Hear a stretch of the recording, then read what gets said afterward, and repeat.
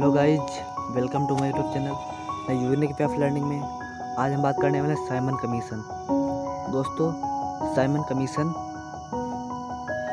इस एक बहुत बड़ी द्वारा बनाई गई एक साजिश थी। चलिए दोस्तों, इस वीडियो में हम साइमन कमीशन के बारे में चर्चा करते हैं।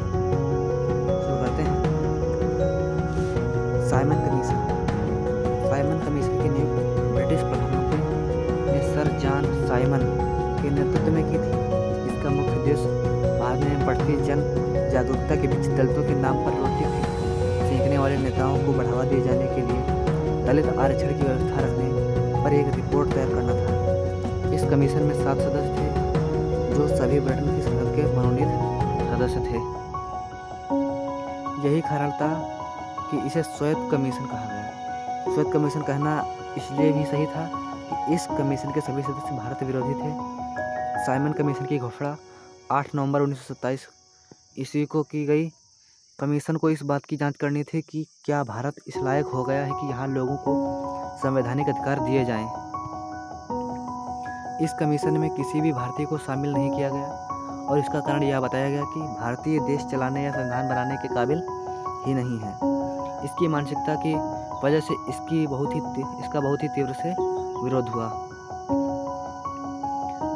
साइमन कमीशन में भारतीय इसलिए नहीं रखे गए क्योंकि भारत में गांधी जी के नेतृत्व में समाज के सभी वर्ग जातियों में चेतना आ रही थी और इसी चेतना, विशेषकर दलित चेतना से अंग्रेज काफ़ी डरे हुए थे। उनके दिमाग में दलितों को इसी मुख्य धारा से हटाने का प्लान था और इसी के तहत अंग्रेजों दलित आरक्षण का शिगोफा छोड़ रहे थे।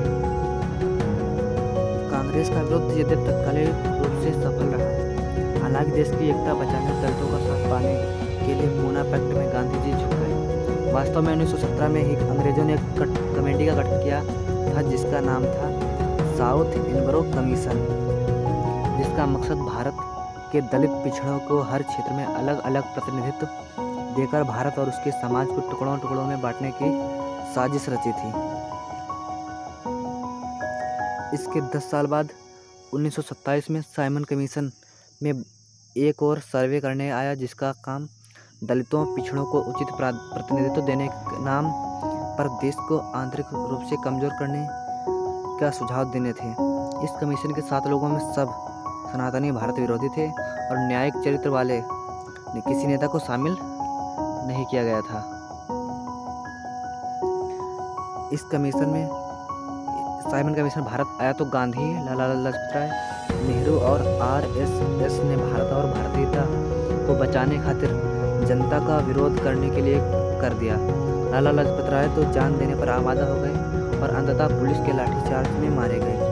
उनकी मौत से देश में आंदोलन उग्र हो गया और उनकी मौत का बदले लेने का काम भगत सिंह ने लिया और जिनके लाला लाजपत राय से गंभीर मतभेद थे।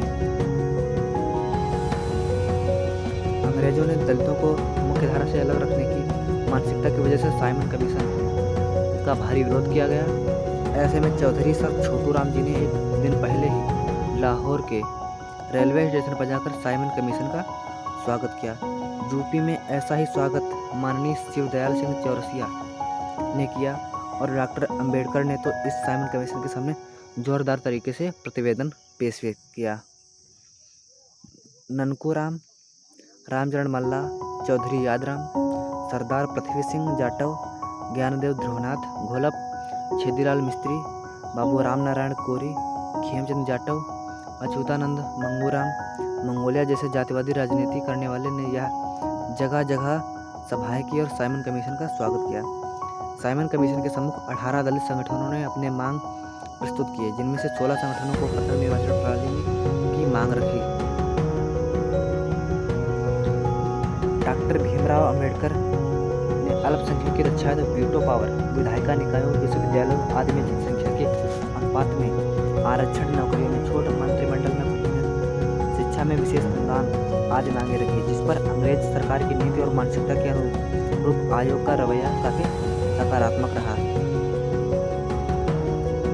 गोलमेज सम्मेलन में लंदन जाकर बाबा साहब ने डॉक्टर अम्बेडकर ने गांधी जी के विरोध के बावजूद भी पूरे जोर तरीके से भारत के दलित पिछड़ों को आरक्षण देने और बराबरी के हक लाने की बात की, जिसमें सभी जातियों को मताधिकार शामिल हो सके। दोस्तों आज के लिए बस इतना ही।